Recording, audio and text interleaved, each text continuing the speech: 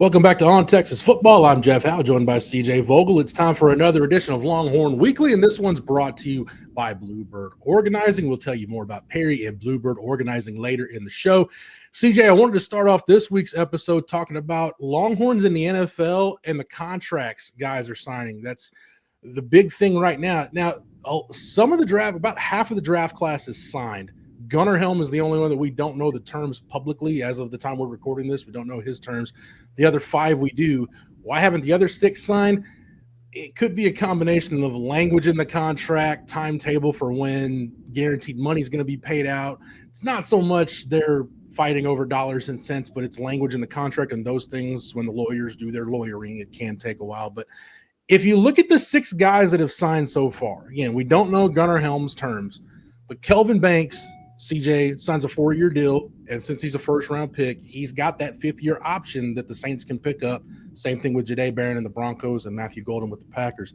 Kelvin Banks gets a $6.93 million signing bonus, but the total value of his contract, a little more than $27.7 million, fully guaranteed. Barron Sorrell, 4-year deal, a little over $940,000 guaranteed. Jaden Blue, he gets a 4-year deal from the Cowboys, a signing bonus of more than $427,000. That is fully guaranteed. Hayden Connor, 4-year deal with the Cardinals, $174,000 guaranteed. And then Quinn Ewers, 4-year deal with the Dolphins, $131,576 guaranteed. Now, the deals for those last few guys in terms of total value, $4.33 million for Ewers, $4.37 million for Connor, $4.63 million for Jaden Blue, $5.14 million for Barron Sorrell. To date, CJ, not including Gunnar Helm, those 5 Texas products have signed NFL rookie contracts worth a total of $46.221 million. Of that money, $27.41 million is fully guaranteed. We've gotten to see these guys go through their whole careers on campus. CJ, you've known some of these guys since high school. It's pretty cool to see these guys in a lot of cases. In the case of Kelvin Banks, suddenly in a matter of days, hours, become multimillionaires.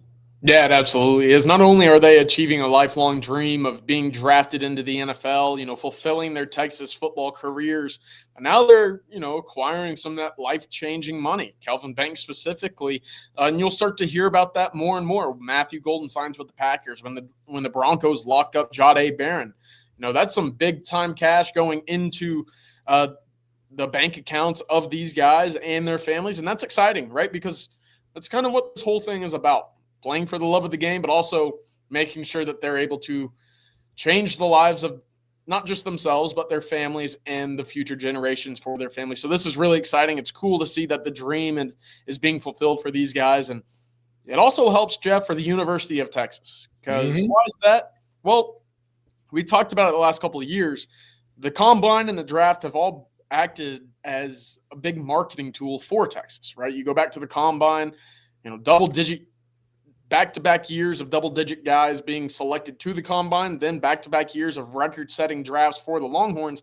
Well, now you're eventually able to use NFL draft contracts as a big selling point. Remember that big, infamous Alabama graphic that said, hey, over $1 billion of NFL contracts have gone to Alabama football players. Texas, for a while, I don't know if they were scratching a fifth of that, right? So now this 2025 draft class by itself, Jeff, put a pretty big dent into that. And eventually, as these guys start getting into their second contracts, as well as a Roshan and a Bijan in that class last year with Devondre Sweat and Xavier Worthy, you're going to start hearing about the Longhorns making a big, big splash in the NFL market cap. So that's exciting. And again, another tool that Texas can use to recruit in high school and the portal.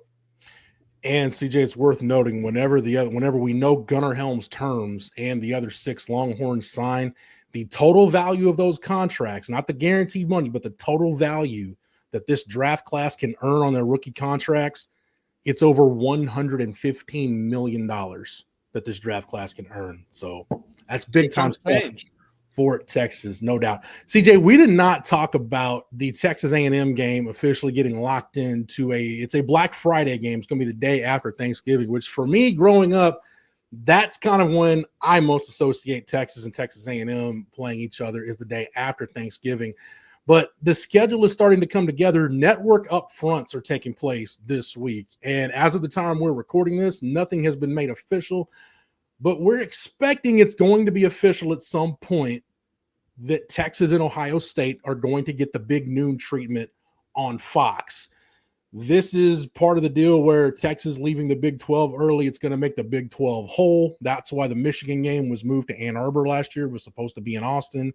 Instead, it was in Ann Arbor and Columbus this year. Fox can opt into those games, make them whole for the TV money they were losing with Texas and Oklahoma leaving. But, CJ, if this is indeed a big noon game, 11 o'clock Central, which, again, we're fully expecting that's going to be the case, I feel better about Texas' chances knowing that they don't have to go into Columbus and play a night game at the Horseshoe. Yeah, absolutely. It's kind of that same recipe as last year against Michigan, right? You go in 11 a.m. and, the fans, and Ohio State fans specifically, are still going to be, raucous, right? They're still going to be obnoxious. They're going to be loud, be rowdy, excited. But it does change, for me at least, the perception of the game not being at night. And I think that's great for Texas on the road. If this was a game Texas was hosting in Austin, I'm sure everybody in Austin would be saying, man, I wish this game was at night, right? Because then you get the whole build-up, get a couple drinks in you, you go out and you have probably the best day of the season that evening. That doesn't happen when you're on the road and the game's kicked off at noon. So for Texas, I think you absolutely love that this game could be a Fox Big Noon kickoff game, just as it was last year. And on top of that, you also have that mentality. You've been there, you've done it before. Now it's just a different opponent, a different jersey, a different stadium. But that kind of preparation remains the same from a year ago against Michigan to this year against Ohio State. By the way, CJ, if you need it, Texas last year, 3 11 a.m. games, they were 3-0. That was Michigan, Florida, which might have been their best performance of the year. And then the road game in Arkansas in Fayetteville was an 11 a.m. game. So Texas was 3-0. And we know, we've heard Sark talk the last few years, and we know the team practices in the morning. Sark is more of a morning guy. We've heard him talk about for recruiting purposes, he likes playing the 11 a.m. games at home. But even on the road, CJ, the body clock of these players, it's probably more prime for them to play an 11 a.m. game. And I don't think it's a surprise that Texas last year was really good at 11 a.m. kicks. Yeah, no kidding. So, and credit to Sarkisian, because that has been a point of emphasis with him and his staff's preparation for the season, right? They will practice at night. They will practice in the morning. They will practice at 2 p.m. in the middle of summer when it's the hottest it will be all summer long in August in Austin, Texas. So they switch things up. They obviously practice at the practice fields. They practice inside of DKR. They want to make sure that these guys stay on their toes so that monotony doesn't creep into the preparation of practice. That process that you go through each day to preparing for a practice, it can get tedious. It can get tiresome as the practices and fall camp looms on. But right now, and what we've seen in the past, Jeff, Texas has done a great job of switching things up. Morning practices, evening practices, midday practices. And I think that plays a large factor into why they've been so successful under the lights in the middle of the morning, or those 2:30 kickoffs that we haven't seen too many of. Texas, of course, I would expect, Jeff, playing under the lights much more this year as well. Yeah, Texas actually has won their last 5 11 a.m. kicks. The last time Texas lost an 11 a.m. game was the Oklahoma game in 2023. And that was even a game that, as bad as it started, Texas still had a chance in the fourth quarter to go win that game, had multiple opportunities to win that game. They just didn't play well. But, CJ, even you go back to 2022, they beat Baylor in the regular season finale. That was an 11 a.m. The Iowa State game that they won at home, that was an 11 a.m. kickoff. 49-0 against Oklahoma, that was an 11 a.m. kickoff. So if you look since the start of the 2022 season, Texas has lost 2 11 a.m. games. One was that OU game. The other was the 1-point loss at home to Alabama. So I think no doubt at this point, we've got enough data to show Steve Sarkisian in Texas really good at 11 a.m. games. We'll see what happens if Texas and Ohio State is an 11 a.m. game. CJ, you going to be ready for little kegs and eggs in Columbus at the end of August? I'll be ready for whatever comes my way. Is that the specialty in Columbus, Ohio? I've never been. So whatever it is, 8 o'clock, 9 o'clock, I'm there. My only advice in Columbus would just be keep your head down and walk quickly wherever you're going. So I think that's pretty good advice to follow. All right, we'll pick it back up here in just a second, talk a little Longhorn baseball and softball. But right now I got to tell you about our sponsor for this edition of Longhorn Weekly. That is Bluebird Organizing. Let's face it, life can be messy. Moving, divorce, having kids. If you're downsizing after the kids have left, if you lost a loved one, life's transitions, they cause clutter to pile up and chaos to enter the mind. Through professional organizing, Bluebird Organizing helps you end that feeling of being overwhelmed and make your space work for wherever you are today so you can step into your next chapter with clarity and calm. If the thought of having someone come to look at your personal space feels like too much, Bluebird Organizing understands. It's no small task to let a stranger come into your home, but with Bluebird Organizing, there's no judgment, only efficient plans that can make life's processes like helping a loved one move into senior living flow with ease. Call or text 737-346-7779 to book your free in-person consultation today, like our own Rod Babers has done. Again, you can contact Perry at 737-346-7779 or go to bluebirdorganizing.net. And thanks to Perry and Bluebird Organizing for sponsoring this edition of Longhorn Weekly. CJ, let's talk Longhorn baseball. And it hadn't been good to talk about baseball lately on Longhorn Weekly. After the sweep against Arkansas, Texas loses a 3-game series against Florida. Jim Schlossnagle called the Sunday loss to Florida the most disappointing game of the season. Texas had a chance to clinch at least a share of the SEC regular season championship. Now, that doesn't mean it's the end of the world. It just means they've got some work to do going to Norman for the regular season finale. That final series of the regular season against Oklahoma starting on Thursday. That's a Thursday through Saturday series. Texas drops to number 3 in the D1Baseball.com top 25, down to number 6 in the Baseball America poll. But, CJ, I'm really concerned about this Texas offense right now. They're going to get Max Ballou back at some point, possibly this weekend. But Schloss made it a point to say that, Adrian Rodriguez, he's been dealing with that hamate bone injury, and he's competing, having really productive at bats. Said he wants to see more like that. I think Jonah Williams has brought a spark to the field.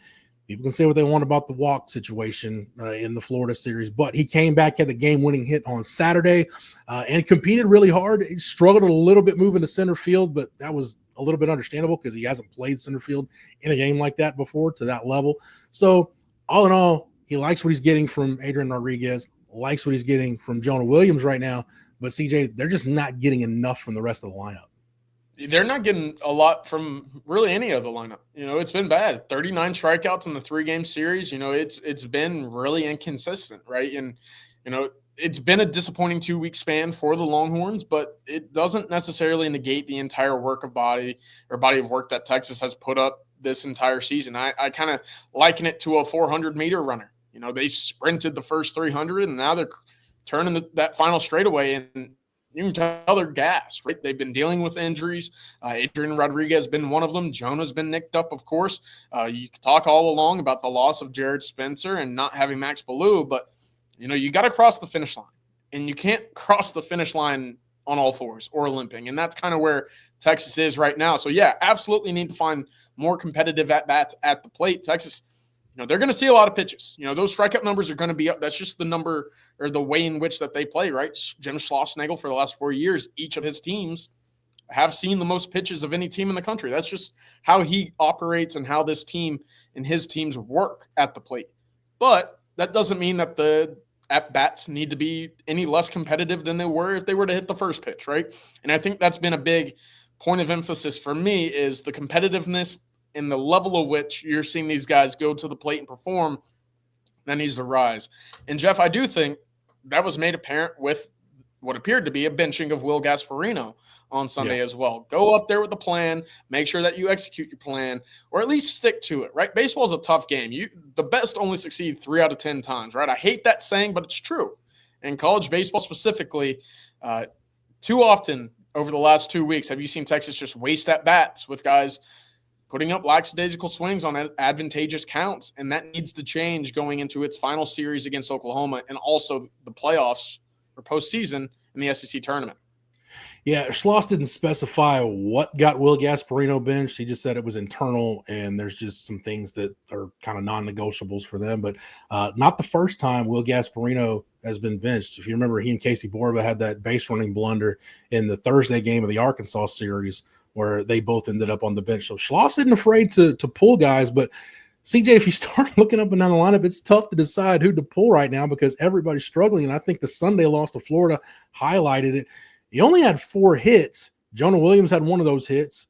Adrian Rodriguez had another, but 4 singles, and your only run was scored when Adrian Rodriguez drew a bases loaded walk. So you didn't even technically drive in the one run you got. And like you said, if you're going to get to Omaha, let alone win in Omaha, you're going to face great pitching. So Schloss is confident in Max Wiener that they'll get the pitching situation figured out, even without Jared Spencer. He likes what he's getting from Luke Harrison. He thinks Ruger Riojas is going to be okay, even though the last 2 starts have not been good.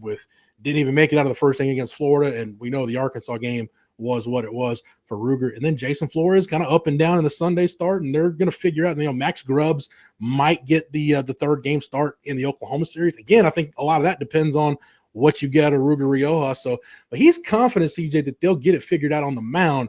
It's just with the offense, he doesn't know if they're just facing good pitching or guys are pressing or what the case is, but they've got to get it figured out pretty quick. The silver lining in all of this is this, though.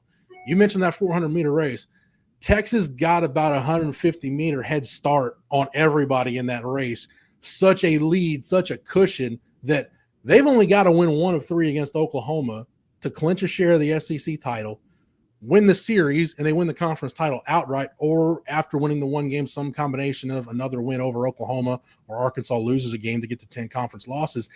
And at this point, CJ, they're in such a good spot that unless they just lose out, and I'm not even sure that would do it, they're pretty much a lock for a top 8 seed right now, which means they'll be at Dish Falk all the way until they get to Omaha, if they get to Omaha.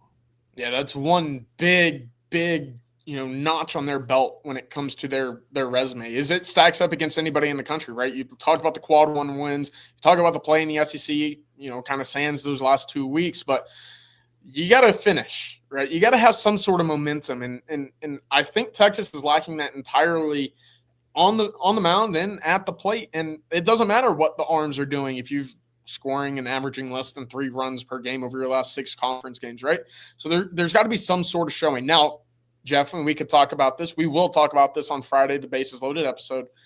But Oklahoma's got themselves an ace. And that Friday night game, we talk about setting the tone, getting one step closer towards winning a series. And for Texas, winning the series also means winning the outright SEC regular season championship. That Friday night game is going to dictate a lot. And I think that's going to, in a way, dictate what we see throughout the rest of the series. So my hope is that Texas in the backs, they're going to come out hot, hopefully.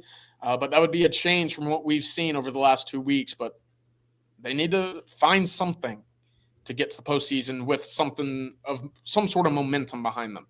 No doubt. And again, if Texas does clinch the SEC championship, a share of it, you're locked into a top 4 seed in the SEC tournament, which means you get a double bye in the SEC tournament, which, knowing how worn down that pitching staff is and maybe just a mental reset for this offense, that'll be as good as anything. And you're done with midweek games. The win over Lamar last week was your last midweek game, so no more midweek. So not another game for this team until Thursday in Norman, so they've got some time to regather. Mike White and the Texas softball team, CJ, they get a top 8 national seed. Texas is going to host a regional at McCombs Field. It'll be Texas as the 1, Eastern Illinois as the 4, Michigan and UCF out of the Big 12. They'll match up for a potential super regional with the winner of the Clemson regional. That's Clemson, USC Upstate, Northwestern, and SEC foe Kentucky, who Texas swept at the end of the regular season. I would imagine, CJ, for Mike White's club, they're just ready to get back out and play a game after being run-ruled by Texas A&M in the SEC tournament. And you never want to lose to the Aggies. You never want to get run-ruled by the Aggies. But it's worth noting that is a Texas A&M team that might be the favorite to win the national championship since they are the number 1 overall seed in the tournament. Yeah, I'm right there with you. I bet this team is ready to get out, play another game, because that's a lingering taste in your mouth that you don't want to have going into the NCAA tournament. But, hey, A&M's got a good squad. Oklahoma's got a good squad. Texas right there in that Final Four with Arkansas of the SEC championship tournament race. Good squads in the SEC. Texas seen it all. Now they're battle tested, ready to prove it in the NCAA tournament. I like that draw for Texas. I like that draw for Mike White. Get the sticks going once again, because that's been a bit of an issue as well over on the diamond at McCombs Field. Fortunately, you get to host. And we all know, Jeff, playing at home is much better than playing on the road. How do you like, of the top 8 seeds in the NCAA softball tournament, 7 of them from the SEC, and you're even going to have some super regionals where if chalk holds, you'll have Oklahoma taking on Alabama. LSU could match up, or Tennessee could match up against LSU in a 7-10. So, CJ, we've talked all year about, hey, which sport is the toughest to navigate in the SEC? Men's basketball was a mother. We know football is its own deal. Women's basketball at the top end is as good as anybody in the country. Baseball, we talked about being a grinder. Man, I'm not so sure softball is the toughest one to get through, because any of those teams that are in the top 8 could go win a national championship. Yeah, absolutely. That's an absolute gauntlet. And that's why, I see what Texas drew and say, okay, hey, no one in the SEC that they might have to battle on the field. That feels like very much a positive when you consider what you just said, 7 of the top 8 from that SEC conference. Keep me as far away as possible from the SEC until I absolutely have to go up and face them to win a national title. Texas is in good shape right now. Probably going to be the same in baseball, I'm guessing, when the field of 64 gets announced on Memorial Day. All right. Big thank you to Bluebird Organizing for sponsoring this edition of Longhorn Weekly. Thank you to Matthew behind the scenes and the entire On Texas Football staff. Make sure you like this video, subscribe to the On Texas Football YouTube channel if you haven't already. 80,000 subscribers strong and counting. Thank you so much, the viewer, for liking what we're doing at On Texas Football. And if you like what we're doing, get over to ontexasfootball.com. If you're not a member over there, sign up using the promo code OTFOG. That'll get you 1 year of access at ontexasfootball.com for $49.95. And again, that's the promo code OTFOG. CJ, thank you for the knowledge and expertise as always. Any traveling this week as the evaluation period winds down? Yeah, we're off to Louisiana. So we're going to the boot. We're lacing up our shoes, headed over to the boot. Excited for it. Nice little road trip to go see the newest Texas commit, Hayward Howard Jr. The casinos beware. CJ is headed east. So there Come on. you go. All right. For CJ Vogel, I'm Jeff Howe. Thank you so much for watching this edition of Longhorn Weekly. And until next time, hook 'em. Welcome.